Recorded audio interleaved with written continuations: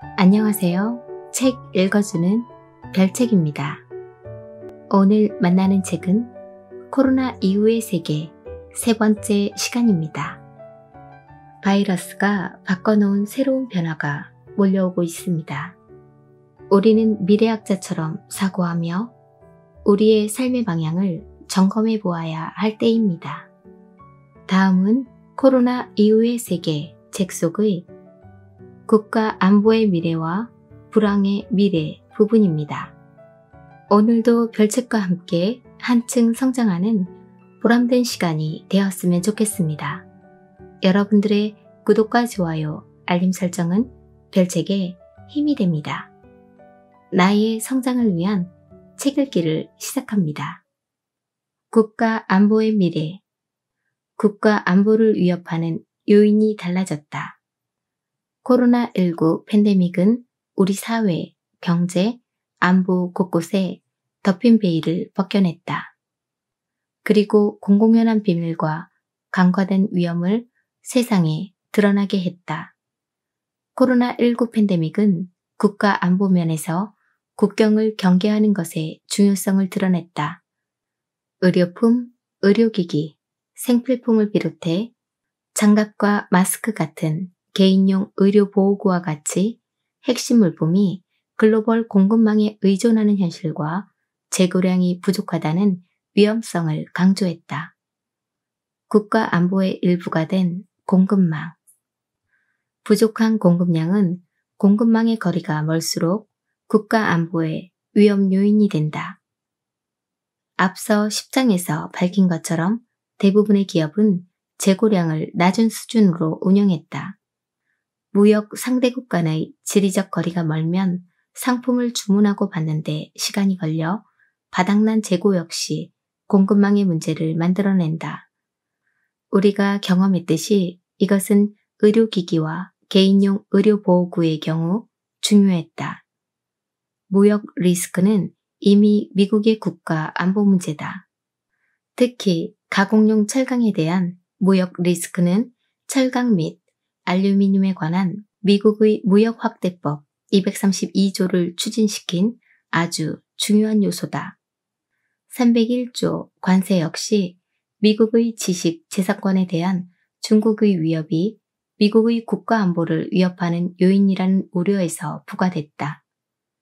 코로나19로 인해 개인용 의료보호구와 의료기기들 역시 무역 논쟁의 핵심이 되었다. 이전에는 다소 경미하게 간주되던 위험이 이제는 국가 안보에 대한 위험이라는 초당적 합의가 이루어지면서 미중 무역 전쟁이 현 수준보다 가열될 것으로 보인다.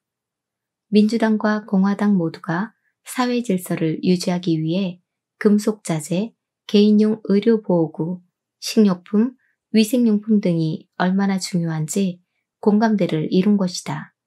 한편 상품의 이동거리가 너무 멀어 빠른 배송이 어려운 지역에서는 안전한 공급망을 유지하는 것이 본질적으로 어렵다.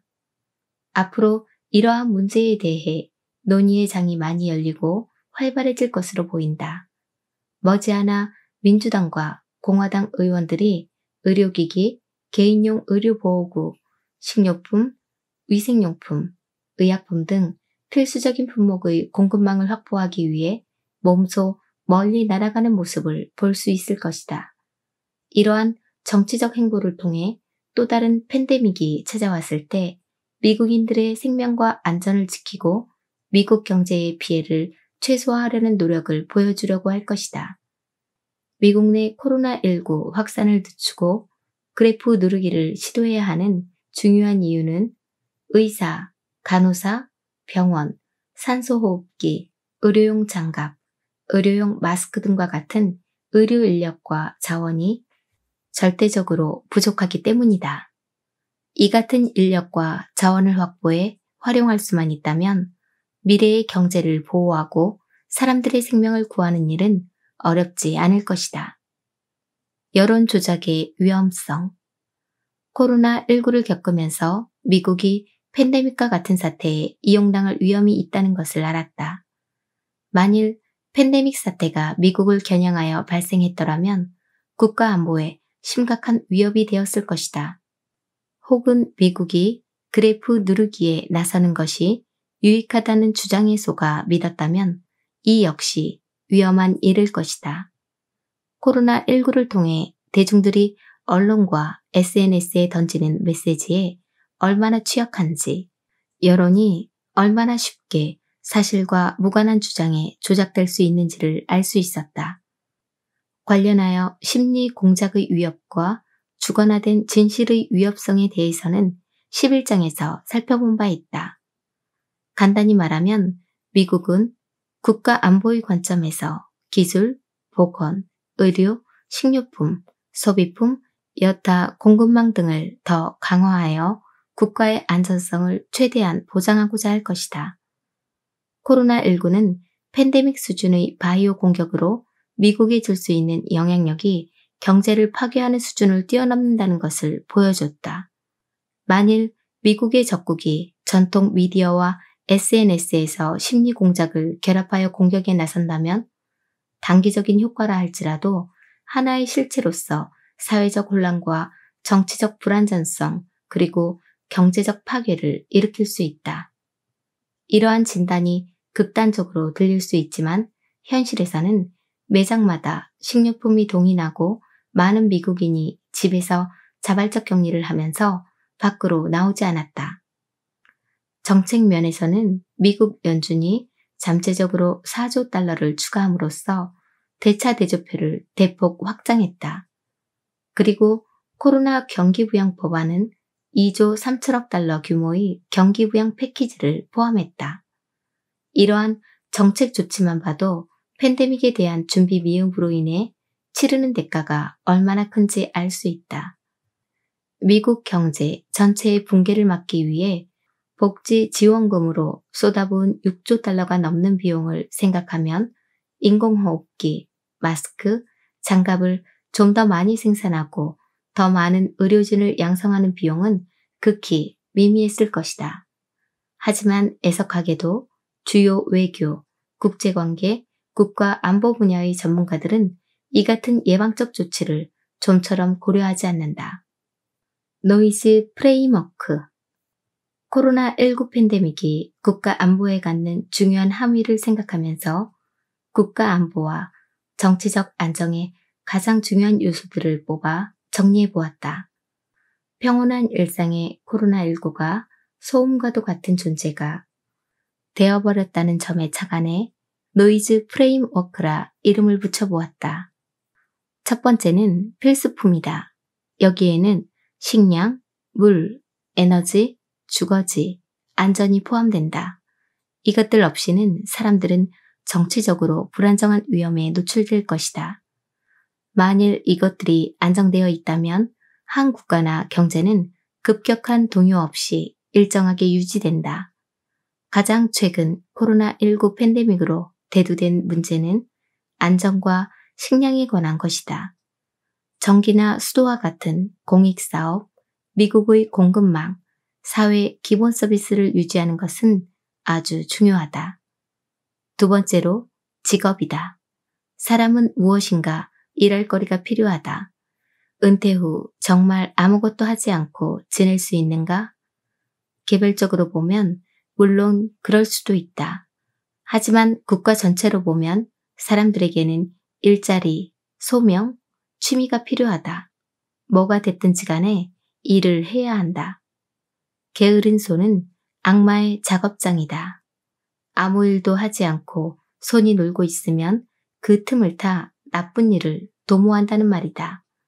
사람들이 코로나19로 인해 외출 자제에 나서면서 일은 중요한 화두가 되었다. 일부 인력은 여전히 남아 일을 하지만 일자리를 걱정하는 이들도 있다. 이들에게 코로나 경기부양 법안은 중요하다. 사람들이 당장은 일할 수 없더라도 팬데믹이 끝나면 직장을 구할 수 있다는 믿음을 가질 수 있어야 한다. 세 번째 요소는 정보다. 정보는 의견이 아니다. 질서를 유지하고 불안을 잠재우기 위해서는 사실 정보가 아주 중요하다. 정확하고 완전한 정보를 습득할 수 있어야 한다. 반면 허위 정보, 왜곡된 정보, 심리 공작, 사실처럼 포장된 의견, 객관적인 사실이 아닌 주관화된 진실은 이것을 방해하는 요인들이다. 네 번째 요소는 시스템이다. 국가안보는 금융, 보건, 대중교통, 교육을 포함해 많은 중요한 시스템들이 적절히 작동해야 보장될 수 있다. 코로나19 팬데믹은 이 모든 시스템에 타격을 입히고 정상적인 작동을 어렵게 했다.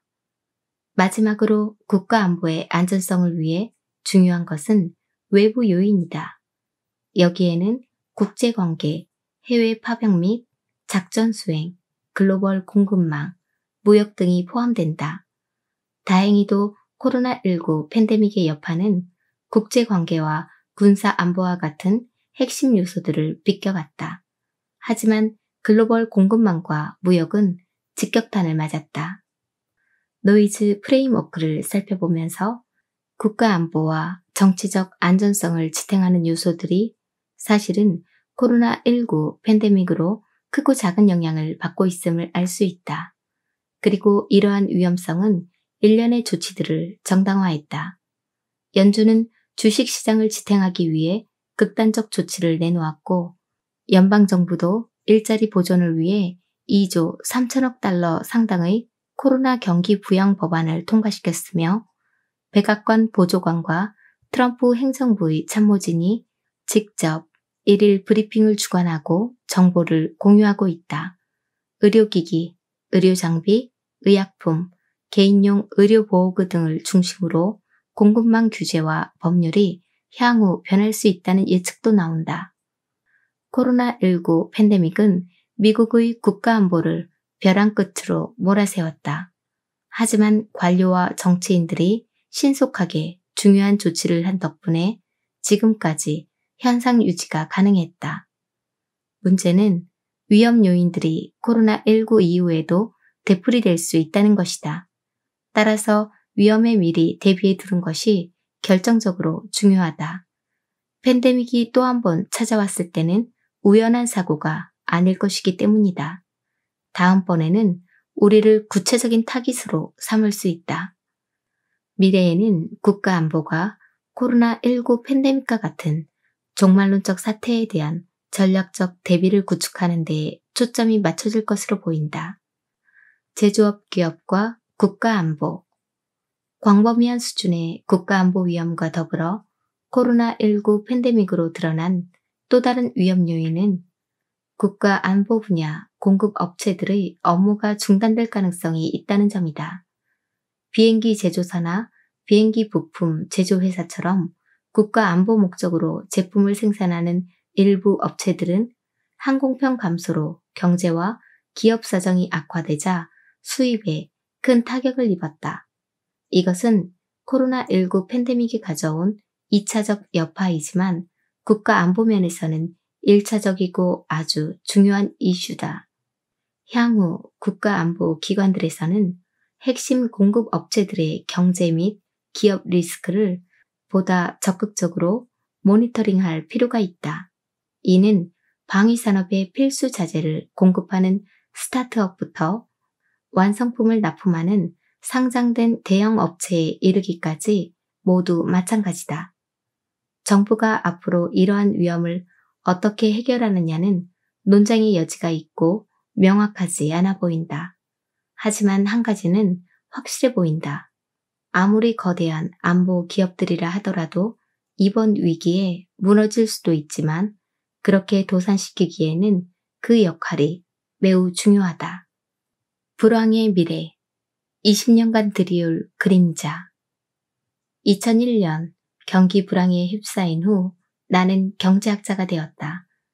과거의 나는 경제학자가 아니었다. 경제를 잘 몰랐기 때문에 지난날 입지가 좋지 못했다. 20여 년이 흐른 지금 나는 경제학자이자 금융 미래학자가 되었다. 내가 하는 일의 대부분은 금융 시스템을 분석하고 미래를 장기적으로 구성하는 요소들을 파악하는 것이다. 내 생각에 2001년 찾아온 경기 불황이 지난 20년 동안 내 인생에까지 그림자를 드리웠던 것 같다. 그리고 이제는 2020년에 찾아온 경기 불황을 보며 또 한 번 향후 20년간 들이올 그림자에 대해 생각하고 있다. 기본적으로 나는 코로나19 팬데믹의 경험으로 많은 사람이 의료 분야와 같이 경기 불황이 강한 산업들로 이동해 갈 것이라고 예상한다. 좀 더 깊이 있는 분석으로 들어가기에 앞서 나의 이야기를 나눠보고자 한다. 내 인생의 멍청한 생각 2가지. 햇볕이 좋은 1999년 봄날이었다. 나는 버지니아 대학에서 경제학 수업을 듣고 강의실을 막 걸어 나오고 있었다. 아름답고 역사적인 중앙 잔디 위로 떨어지는 햇살을 맞으며 한동안 서 있었다. 온 세상은 평안해 보였다. 당시 나는 학부 과정을 마칠 즈음이었고 노스캐롤라이나 대학 채플 캠퍼스의 독일어 석사 과정에 합격한 상태였다. 학비, 건강보험료, 생계비 등 모든 것을 지원받았다. 대학원생으로서 엄청난 규모의 혜택이었다. 게다가 비슷한 학위 프로그램에 있던 친구들은 모두 졸업하자마자 6개 컨설팅 회사로 각자 자리를 잡았다. 당시는 닷컴 버블이 최고조였던 시기로 미국 역사상 일자리 전망이 가장 좋았다. 나 역시 원하는 민간 부분 일자리를 쉽게 구할 수 있으리라 생각했다. 당시 나는 2가지 선택지를 두고 어떻게 해야 할지 고민 중이었다. 난 학생인 것이 좋았다. 더 많은 것을 배우고 싶었다. 그렇다면 대학원에 진학하는 것이 더 맞는다고 생각했다. 한편 또 한 가지 머릿속에 든 생각은 경제가 이렇게 잘 풀린다면 한두 해가 지난 후에는 얼마나 찬란한 미래가 펼쳐질까 하는 것이었다. 그때쯤이면 난 석사 학위가 있을 테고 그러면 난 돈을 더 벌 수 있으리라 확신했다. 이게 내 인생의 첫 번째로 멍청한 생각이었다. 난 경제학자처럼 생각하지 못했다. 나는 경기순환을 알지 못했고 해가 뜨고 나면 반드시 또 지기 마련이라는 것을 알지 못했다. 경제가 뒤통수를 치리라고는 생각도 못하고 있었던 것이다. 나는 대학원에 등록했고 석사 학위를 받았다. 그리고 취업시장에 들어갔을 때가 2001년 봄이었다. 그 2년이 만들어 놓은 차이가 모든 것을 바꾸었다. 2000년 가을만 해도 연봉이 1억 달러, 1억 5천만 달러 혹은 2억 5천만 달러의 보너스까지 주던 회사들이 이제는 유행이 지났다는 듯 직원들을 해고했다. 나는 1999년이나 2000년에 기업으로부터 서면 제의를 받은 사람들을 만났고 그 후 기업에서는 1, 2년 동안 채용을 연기했다. 그리고 채용이 영구적으로 연기되면서 많은 이들이 실제로 그 일자리들을 얻지는 못했다. 지금 괜찮으면 내일은 더 괜찮아질 거야. 이것이 나의 2번째 멍청한 생각이었다. 이것은 내가 비즈니스 경제학자가 되기 이전에 배웠던 교훈으로 경제학자가 아닌 이들과 공유하는 경제에 대한 가장 중요한 생각이기도 하다. 가장 멍청했던 생각은 황소는 절대 뒤돌아보지 않는다는 것이다. 1997년 7월 12일 스페인 팜플로나에서 있었던 일이다. 자세한 이야기는 다음에 하기로 하겠다. 많은 이들이 황소는 절대 뒤돌아보지 않으리라는 믿음을 가지고 있다. 불황 속에서도 오르는 주식은 계속 오를 것이라고 믿는 것이다. 나 역시도 같은 생각을 했다. 경제가 이렇게 잘 풀린다면 한두 해가 지난 후에는 얼마나 찬란한 미래가 펼쳐질까? 그렇게 생각한 사람은 나뿐만이 아니었다. 직장 밖에서까지 네트워크를 쌓을 필요는 없어. 이 회사에는 날 위한 일자리가 항상 있을 거야. 내 일에서만큼은 내가 전문가야. 추가 연수를 왜 받아야 하지? 내 일을 대체할 사람은 없을걸? 회사가 여기저기에서 사람들을 해고하고 있어. 하지만 괜찮아. 난 없어서는 안 될 인재거든. 나는 회사에 잘 박혀 있다가 불황이 지나갈 때까지 기다리면 돼. 많은 이들이 자기도 모르게 이러한 태도를 지니고 있는데 슬픈 사실은 이런 태도로는 경기 하반기에 결코 안전하지 못했다는 것이다. 황소만을 믿고 있다가는 10충8구 그 뿔에 바칠 것이다. 선택지를 가지는 것 자체가 게임의 룰이다. 경기 침체는 선택지를 빼앗기 때문에 새로운 선택지를 만들 궁리를 해야 한다. 개인적으로나 직업적으로나 그 피해를 최소화할 방법은 있다. 내가 그랬던 것처럼 경기 침체를 기회 삼아 커리어를 바꾸거나 교육을 더 받거나 직장에서 내 몸값을 올리거나 창업을 시도할 수도 있다. 코로나19가 들이운 20년의 그림자. 경기 침체와 커리어 계획을 고려할 때 스스로 선택지를 넓히는 것이 중요하다. 2001년 경기 침체가 내 커리어 개발에 미친 장기적 영향은 반복될 것이다. 코로나19와 이에 따른 경기 침체로 젊은 세대 전체가 사태를 지켜보며 선택지를 넓히려 할 수 있다. 2001년 닷컴 버블이 붕괴한 후 나는 경제학자가 되었지만 코로나19의 성격과 그 경제적 여파를 고려할 때 사람들은 보건 분야 일자리와 재택근무 일자리로 들어갈 가능성이 크다. 앞으로도 경기 침체가 반복되는 것을 볼 것이다. 경제가 경기 순환이라고 불리는 데에는 이유가 있는 법이다. 새로운 세상이 오고 있다. 코로나19가 부른 인적 피해는 막대하다. 코로나19가 가져온 인명피해, 질병의 고통, 경제적 피해는 재앙, 그 이상이다. 모든 산업과 경제 분야에 단기적으로 미칠 부정적 영향은 향후 수년간 상당히 치명적일 것이다. 하지만 이러한 위기와 비극 속에서도 보건, 경제, 사회 전반에서 장기적으로는 긍정적인 면을 기대할 수 있을지도 모른다. 물론 어두운 시기에 긍정적인 면을 찾으면서 느끼는 것은 팬데믹 없이 주어지는 의료, 경제, 사회, 개인의 혜택이야말로 결국 최상의 시나리오라는 사실이다. 하지만 현실은 그렇지 못하다. 우리는 팬데믹의 한가운데에 있다. 이러한 손실, 위험성, 비용을 염두에 두고 코로나19 팬데믹이 미래에 미칠 잠재적 영향 중 긍정적인 측면이 있는지 살펴보자. 재택근무의 증가는 사람들의 업무 및 생활 방식에 물리적인 영향을 미칠 것이다. 오랫동안 추세를 그리며 성장했는데 코로나19 팬데믹은 재택근무 확산을 확 앞당긴 결정적 분기점이 되었다. 온라인 교육의 확대는 자신의 직업 및 직업 선택권과 미래의 잠재적 소득을 포함하여 사람들의 업무 및 직장 생활에 실질적인 영향을 줄 수 있다. 학위나 인증, 프로그램 수료처럼 대학 교육을 받는 사람이 늘어날 전망이다. 게다가 홈스쿨링을 하는 학생의 수도 늘어나고 그렇게 되면 홈스쿨링이나 온라인 교육을 고려하지 않던 이들에게 기회가 될 수 있다. 의료 분야 쏠림 현상도 예측 가능하다. 교육, 투자 및 정책을 통해 전반적인 공중보건 상황이 개선될 수 있다. 의료 및 보건 분야를 선택하는 이들은 늘어날 것이다. 향후 의료기기 및 개인용 의료보호구의 공급 부족 위험성을 줄이기 위해 미국 내 의료 공급망을 정비하고 확보하려고 할 가능성이 크다. 게다가 우리는 코로나19 팬데믹으로 개인의 건강 상태에 대한 인식이 높아졌다. 이 같은 인식은 장기적으로 변화를 가져올 것이다.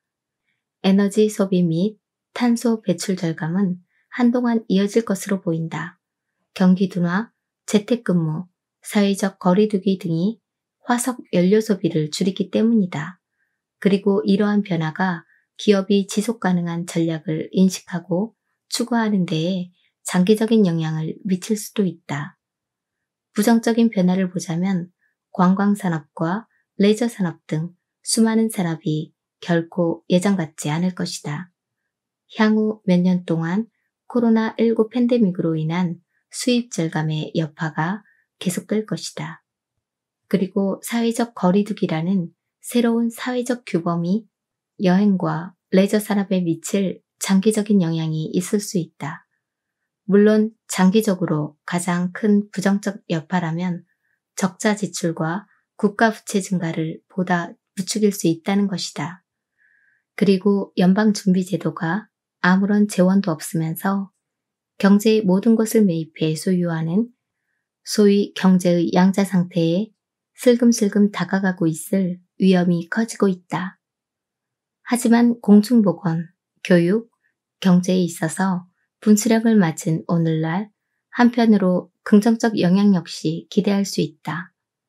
어쨌거나 코로나19 팬데믹이 가져올 긍정적 혜택보다는 지불해야 할 비용이 너무나 크다. 인명손실, 질병의 고통, 경색된 의료 시스템, 지역 및 산업경제 파괴, 국가 부채의 증가, 그리고 중앙은행 부담의 증가 등 다방면에서 비용이 너무 크다. 여기까지가 오늘의 책 내용이었습니다. 이 위기 또한 지나가리라. 위기가 지나가고 나면 코로나19가 미칠 영향에 대해 계획을 세우는 것이 중요하다고 생각합니다. 오늘도 힘내시고 좋은 계획 많이 세우셨으면 좋겠습니다. 내일은 더 나은 당신의 세상이 될 것입니다.